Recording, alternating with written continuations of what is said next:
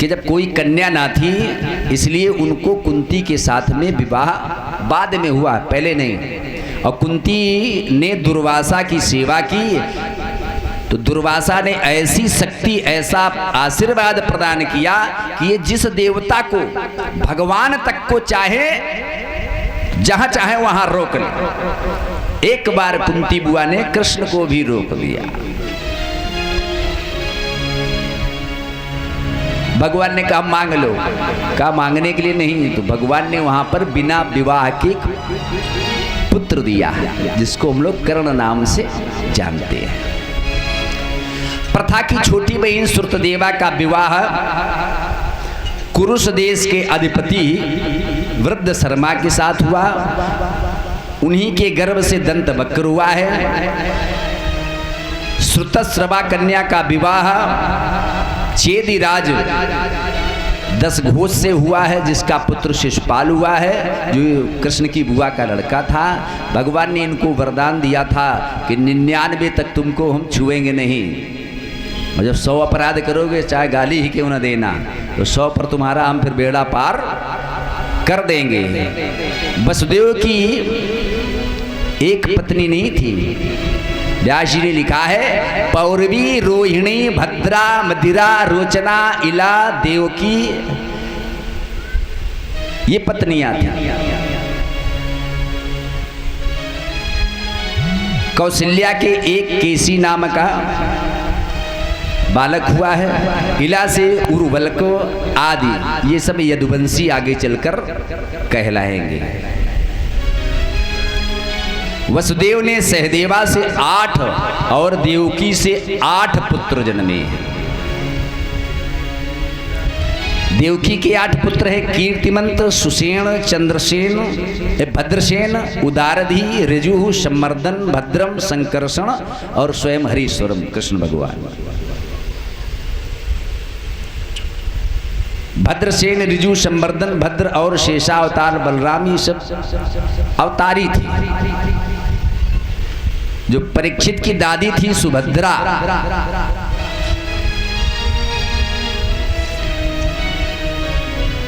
सुभद्रा देवकी की पुत्री थी।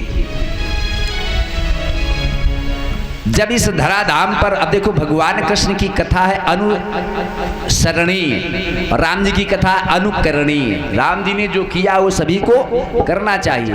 राम जी ने किया प्रातः काल उठ के रघुनाथा माता पिता गुरु नावई माथा, लेकिन कृष्ण भगवान ने जो किया है ये करने का कोई मन मत बना लेना। छोटे थे उन्होंने पहाड़ उठा लिया छोटी वाली उंगली पर, बड़ी वाली उठाते तो थोड़ा संदेह हो जाता है इसमें ताकत ज़्यादा होगी चूंकि बड़ी है। अब भगवान की लोग गणना करते, जब आप स्वयं कहते उन्होंने इतने विवाह किए हैं, हमें भी उनकी बराबरी करते। उनसे कहा जाए कि आप 10 किलो की बोरी चावल वाली और इस उंगली से उठा कर दिखाइएगा तो नहीं उठा पाएंगे। भगवान कृष्ण की बराबरी करेंगे, उन्होंने इतने विवाह किए हम भी उतने ही करेंगे। तो भगवान राम की कथा अनुकरणीय है और कृष्ण कथा अनुसरणीय। अनुसरण करो, राम जी ने जो किया है वो करना चाहिए, जो कृष्ण ने किया है उसको समझना चाहिए। यदा यदेह धर्मस्य क्षयो वृद्धिश्च पाप्मनः तदा तु भगवानी से आत्मानं सृजते हरि। हर जब जब होई धर्म के हानि, जब जब होई धर्म के हानि, जब जब होई धर्म के हानि, जब जब होई धर्म के हानि। बाढ़ी असुर अधमय अभिमानी, बाढ़ी असुर अधमय अभिमानी। जब जब होई धर्म के हानि, जब जब होई धर्म हानि। तब तब धरि प्रभु विविध शरीरा, एक से काम नहीं चला। भगवान ने इस धरा के भार को हटाने के लिए विविध प्रकार से जन्म लिया है। आज वो समय भी आ गया जो कंस नाम है, अभी हमने बताया था कंस कंक, ये जैसे ही बड़ा हुआ ये आतताई हो गया। कहा महाराज ये आतताई, उग्रसेन जी तो बहुत अच्छे, इनका पुत्र आतताई कैसे? पिता से अगर पुत्र भिन्न हो जाए तो पुत्र की मां से पूछ लेना चाहिए ऐसा क्यों है। पिता धर्मात्मा, चाचा महात्मा और लड़का दुरात्मा, तो मां से पूछना चाहिए बच्चे की। लेकिन पुत्र के बिगड़ जाने पर उग्रसेन ने अपनी पत्नी से नहीं पूछा। एक द्रुमलिक नाम का राक्षस हुआ है। उग्रसेन की पत्नी माने कंस की माता का नाम है पवन रेखा। ये एक दिन श्रृंगारित होकर के सजा धजा कर अपने को बाग में गई। वहां पर द्रुमलिक नाम के राक्षस के द्वारा इनके साथ घात हुआ है। और ये जो कंस नाम जो हम ले रहे हैं ये उसी का पुत्र है। इसीलिए कहता हूं अगर पुत्र कहीं से भटक रहा है, अपनों से दूर जा रहा है, तो कहीं न कहीं समावेश हो सकता है।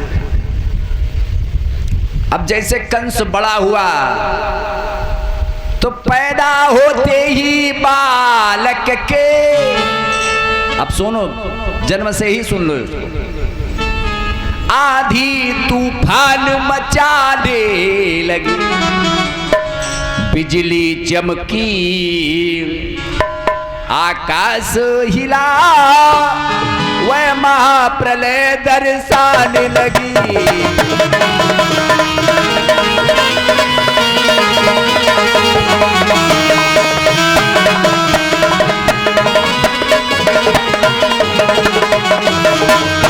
बाढ़े खलबऊ चोर जुआरा,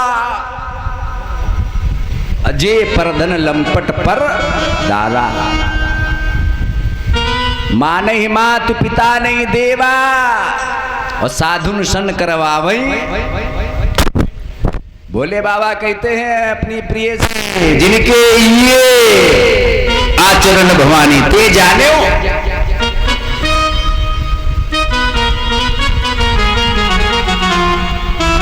कंस बड़ा हो गया, अत्याचार आरंभ हो गया, यहां तक कि धरती मैया भी त्राहिमाम करने लगी, कहने लगी, अरे दयानिधि अब तो लो अवतार, दयानिधि अब तो लो अवतार, दयानिधि अब तो लो अवतार, दयानिधि अब तो लो अवतार।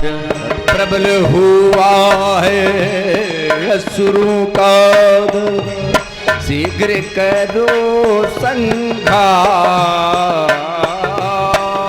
प्रबल हुआ है असुरों का, शीघ्र करो संहार, दयानिधि अब तो लो अवतार, दयानिधि अब तो लो अवतार, दयानिधि अब तो लो अवतार, दयानिधि अब तो लो अवतार। गो ब्राह्मण सब टेर रहे हैं, गो ब्राह्मण सब टेर रहे हैं, सूर्य कर रहे पुकार, क्षीर सिंधु में सोने वाले, क्षीर सिंधु में सोने वाले, जगपति जगदाधार, दयाल जी अब तो लो अवतार, दयाल जी अब तो लो अवतार, दयाल जी अब तोरे